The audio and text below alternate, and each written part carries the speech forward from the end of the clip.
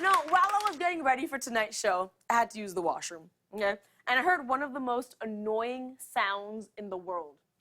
The doorknob rattling, followed by a knock. Why do people knock when they already know the door is locked? It's not like I'm gonna change my mind and be like, oh, this must be important, come on in. But seriously, NBC gave me my own TV show, but they can't get me my own private washroom? I mean, all the other hosts get one, and I'm the only late night host that can't go pee outside. Get it together. Get it together. Man, that's what's up. Now, yeah, before you guys say anything, yes, I call it a washroom. Shout out Canada. Any Canadians? Okay, 3 of them. Now, it's not a bathroom because sometimes there's not a bath. It's not a restroom because I can think of a million other places I'd rather rest. Washroom. When I was younger, I would never use a public washroom. I'd just hold it in. But people kept warning me, you can get a UTI that way. So now that I'm an adult, my kidneys are like, hey, we're doing this in Target with or without you. The choice is yours. Women's rooms are disgusting. So you know men's rooms are worse. My guy roommates will leave little droplets of urine on my washroom floor on a good day. So if it's public, I assume you open a men's room door and get hit by a gigantic tsunami of piss. I'm a big supporter of gender-neutral washrooms. Not only because it promotes freedom, but subconsciously forces men to shape up their washroom behavior.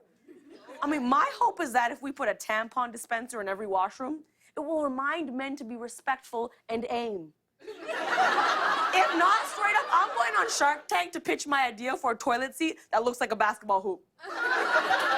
You know Mark Cuban's in. And there's even more we can do to improve public washrooms. Like, can we please address the door gap in the stalls? Sometimes they're so wide, I can see people outside the stall, and that means they can see me. It basically guarantees an awkward moment where you both lock eyes, and they're like, is Lily Singh pooping? And then I'm inside like, is Zendaya watching me poop? By the way, that really happened at the Emmys. Yo, what's up, girl? Bottom line, I don't need to make eye contact with someone while I'm taking care of business. What am I, a dog? And we gotta get the auto flush under control. I mean, I enter the stall, it flushes. I pull down my pants, it flushes. I sit down, it flushes. Then I wipe, get up, and the toilet is like, I've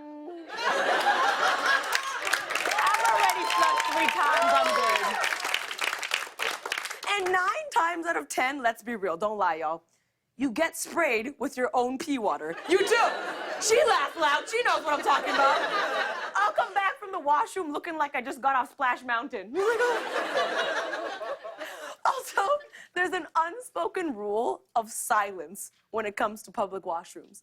No one wants to be heard peeing or plopping or opening pads or tampons. It's like we're all trying to avoid getting eaten by the aliens in a quiet place. At least when you're sharing a hotel room with someone, you can usually like play loud music or turn the TV up really high. You can't do that in a public washroom.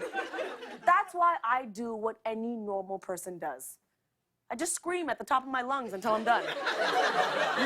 Just peeing. Someone walks in. Nailed it. You guys already... You guys already know that I never work out. That is unless I have to use a public washroom. Suddenly I'm in Olympic shape, doing a 10-minute squat over the toilet. But y'all, even squatting won't save you when it comes to porta potties. Okay? Sorry, everything you touch is covered in germs. How have we not fixed porta potties? Seriously, let's get Elon Musk on it. If he can shoot a Tesla into space, he should be able to invent a porta potty that can shoot feces to the moon. I'm just saying. I'm just saying. Okay? Just...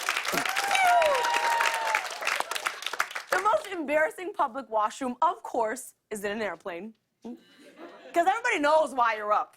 It's not like I can leave for 10 minutes, sit back down, and lean over to the person next to me like, yeah, no, sometimes they let me fly the plane for a little bit. And And I've talked about how awkward it can be going to the washroom at the same time as a girl I'm dating. But it can be worse when your date goes into the washroom right after you. Especially if it's a one-seater. Okay? On the way out, you're just like, oh, fancy seeing you here. By the way, I don't know who it was, but someone farted in there.